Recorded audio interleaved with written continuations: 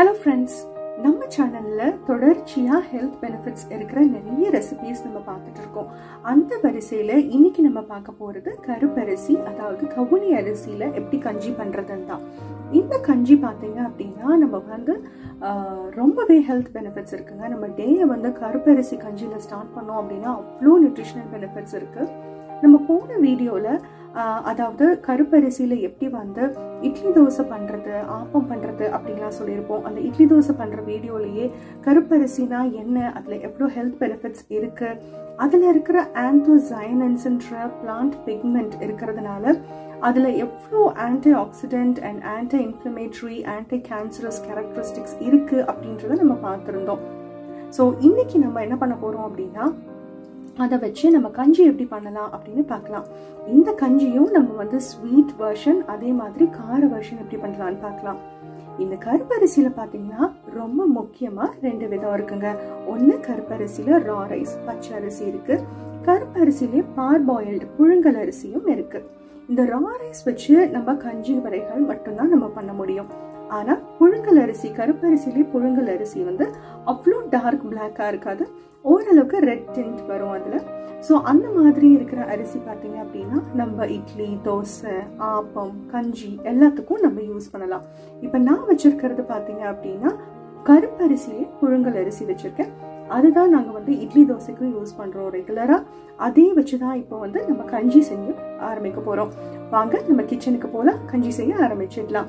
இந்த கஞ்சி செய்ய ஆரம்பிக்கிறதுக்கு நான் ஃபர்ஸ்ட் ஒரு பொடி ரெடி பண்ணி வச்சிருக்கேன். முதல்ல அந்த பொடியை நான் எப்படி ரெடி பண்ணேன் அப்படின்றத பார்த்துட்டு அடுத்தது வந்து கஞ்சி செய்ய ஆரம்பிச்சிடலாம். வரீங்களா?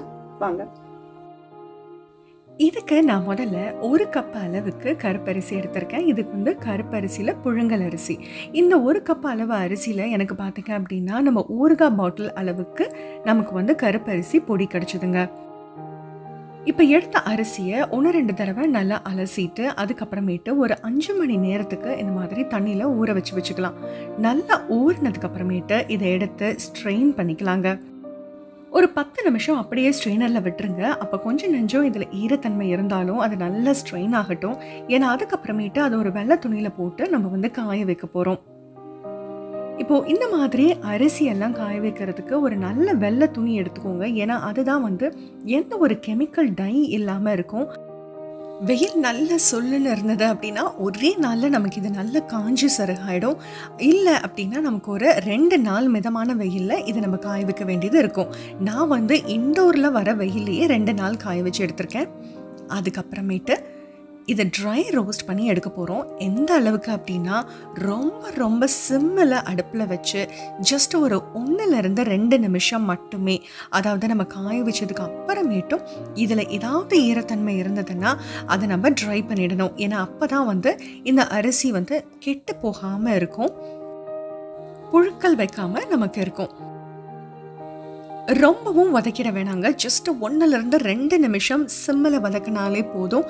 ஆற வச்சு இந்த மாதிரி நல்லா மிக்சியில் சர்ன் ஆப்ஷனில் குட்டி குட்டி குருணைகளாக உடைச்சி எடுத்துக்க போகிறோம். ஒரு 5 நிமிஷம் இந்த மாதிரி தட்டில் போட்டு வச்சுட்டு அதுக்கப்புறமேட்டு நம்ம பாட்டிலில் வச்சு இதை யூஸ் பண்ண ஆரம்பிக்கலாம். பிபி, டயபெட்டிஸ் இந்த ப்ராப்ளம் இருக்கவங்கலாம் தினமும் காலையில் கருப்பரிசி கஞ்சி ரெகுலராக குடிச்சிட்டு வந்தால் 1 வாரத்திலேருந்து 2 வாரத்திலேயே பயங்கரமாக லெவல்ஸ் லோ ஆகி நார்மல் ஆகிறத பார்க்குறாங்க. அந்த மாதிரி ட்ரை பண்ணுறவங்களுக்கு இந்த மாதிரி பொடி அரைச்சி வச்சுக்கிட்டோம் அப்படின்னா காலையில் கருப்பரிசி செய்கிறதுக்கு ரொம்பவே ஈஸியாக இருக்கும். டைம் வந்து ரொம்ப கம்மியாக எடுக்கும். இப்போ கஞ்சி செய்கிறது ரொம்பவே ஈஸிங்க. இந்த மாதிரி பாருங்களேன், தண்ணியில் கொதிக்க வச்சு நம்மளுடைய அரிசியை ஈஸியாக வேக வச்சிடலாம். ப்ரெஷர் குக் பண்ணணுன்ற அவசியமே கிடையாது. இப்போ நான் 2 பேருக்கு கஞ்சி அளவு சொல்கிறேன். 4-5 டீஸ்பூன் ஃபுல் அளவு எடுத்து 3 டம்ளர் தண்ணியில் நல்லா கொதிக்க விடலாம். மீடியம் ஃப்ளேமில் நல்லா வேகட்டும். இந்த மாதிரி நம்ம வந்து கிண்டி விட்டுட்டே இருக்கணும். கிண்டி விட்டுட்டே இருக்கும்போது கொஞ்சம் நேரத்திலேயே ஒரு 10-15 நிமிஷத்துலேயே நீங்கள் பார்த்தீங்க அப்படின்னா அந்த அரிசி நல்லா வெந்து சாஃப்ட் ஆகிடும். கண்டிப்பாக நடுவில் கிண்டி கொடுத்துட்டே இருங்க. ஃபஸ்ட்டு டைம் நீங்கள் வந்து வேக வைக்கும் போதே உங்களுக்கு வந்து எந்த அளவுக்கு வந்து டைம் எடுக்குது உங்களுடைய கருப்பரிசி வேகிறதுக்கு அப்படின்றது நமக்கு தெரிஞ்சிடும். ஆனால் கம்பேரிட்டிவ்லி நம்ம ஏற்கனவே காய வச்சு இது குருணியாக வேற அரைச்சி எடுத்துக்கிட்டோமா, ரொம்பவே சூப்பருங்க. இப்போ பாருங்கள், அரிசி நல்லா சாஃப்டாக வந்ததுக்கு அப்புறமேட்டு நான் ஒரே ஒரு ஏலக்காய் இதில் சேர்க்குறேன் கிள்ளி. இது நல்லா வாசமாக இருக்கும்.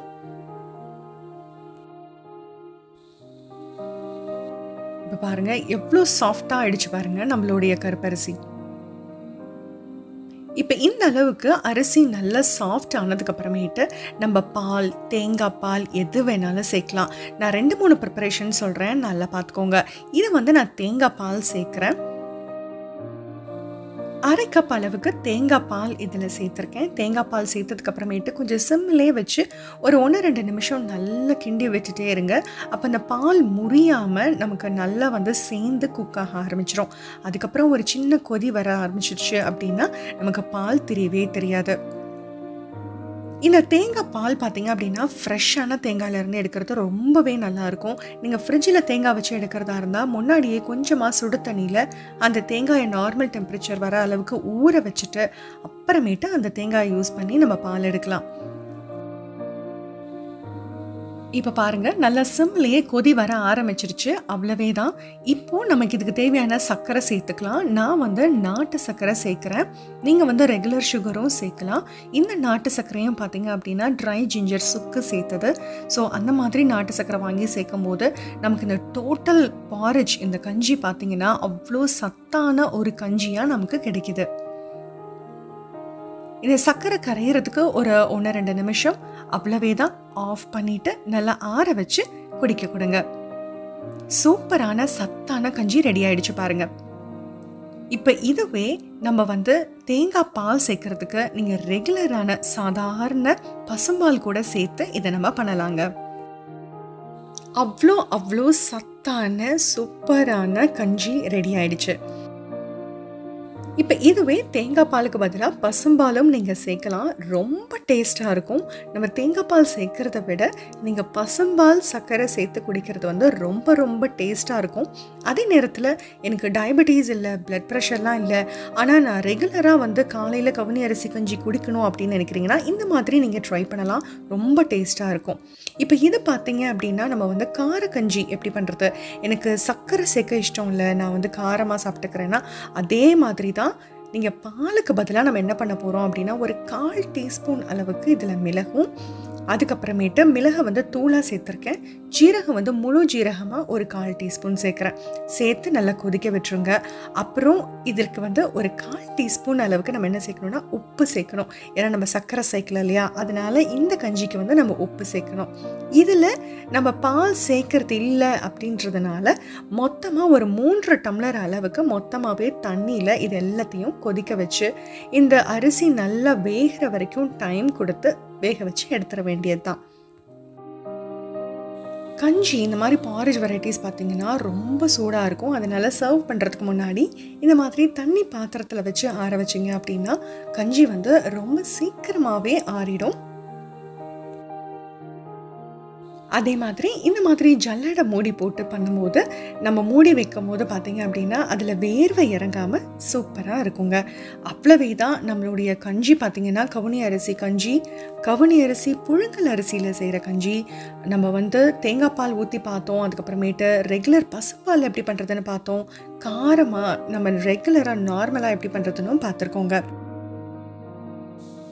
இந்த வீடியோவில் நான் யூஸ் பண்ணியிருக்கிறது தேசிகா பிராண்டோடைய கவுனி அரிசி. நீங்கள் யூஎஸில் இருந்தீங்க அப்படின்னா ஆல்மோஸ்ட் எல்லா ஸ்டேட்லேயுமே இவங்க சப்ளை பண்ணுறாங்க. ஸோ கண்டிப்பாக ட்ரை பண்ணி பாருங்கள். இந்த வீடியோவில் நான் யூஸ் பண்ணியிருக்க நாட்டு சர்க்கரையும் கூட அவங்களோட தான் ரொம்ப மனமாகவும் ரொம்ப ஹெல்த்தியாகவும் இருக்குங்க. கண்டிப்பாக ட்ரை பண்ணி பாருங்கள். இவங்களுடைய காண்டாக்ட் இன்ஃபர்மேஷன், வெப்சைட் இன்ஃபர்மேஷன் நான் டிஸ்கிரிப்ஷனில் கொடுக்குறேன். இதை தவிர மற்ற எல்லா விதமான அரிசி வகைகள், பருப்பு வகைகள் எல்லாமே இவங்ககிட்ட கிடைக்குது. கண்டிப்பாக இவங்களோட ப்ராடக்ட்ஸை வாங்கி ட்ரை பண்ணி பாருங்கள். இந்த கவுனி அரிசி கஞ்சி ட்ரை பண்ணிவிட்டு எப்படி வந்ததுன்ற கமெண்ட்ஸை எனக்கு சொல்லுங்கள். இந்த சேனலுக்கு சப்ஸ்கிரைப் பண்ண மறந்துடாதீங்க. உங்கள் ஃபேமிலிக்கும் ஃப்ரெண்ட்ஸுக்கும் கண்டிப்பாக ஷேர் பண்ணுங்கள். ஆரோக்கியமான தலைமுறைகளை உருவாக்குவோம். நன்றி.